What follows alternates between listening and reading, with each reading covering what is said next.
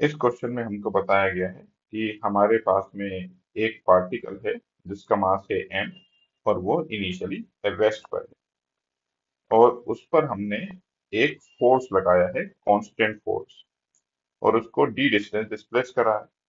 तो F force लगाने के बाद में हमने उसको डी डिस्टेंस डिस्प्लेस करा तो ऑब्वियसली इसके पास में इस समय पर कुछ वेलोसिटी आ जाएगी v।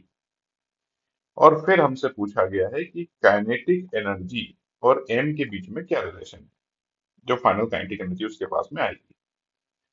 तो क्योंकि फोर्स कांस्टेंट दिया गया है तो मैं एक्सेलरेशन जो है वो F बाई एम लिख सकता हूँ।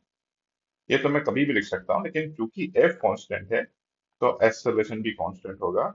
और तब मैं ये वाली इक्वेशन लगा सकता हूँ, v square is equal to u square plus twice a S.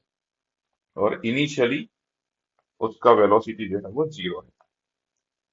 So twice acceleration की जगह पर लिखा मैंने F बाई एम और S की जगह पर D लिख दिया। तो दिस इज वी स्क्वायर। तो m को इधर ले गए और 2 को नीचे लेके आ गए। तो m v square by 2 is equal to F into D. और इतना सब कुछ करने की जरूरत भी नहीं थी, मैं तो इसको डायरेक्ट लिख सकता था वर्क एनर्जी थ्योरम से।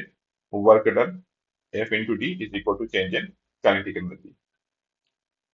तो ठीक है, यहाँ से मैं बोल सकता हूँ काइनेटिक एनर्जी जो है वो एफ इंटू डी है, ये कहीं से कहीं तक मास पर डिपेंड ही नहीं कर रहा।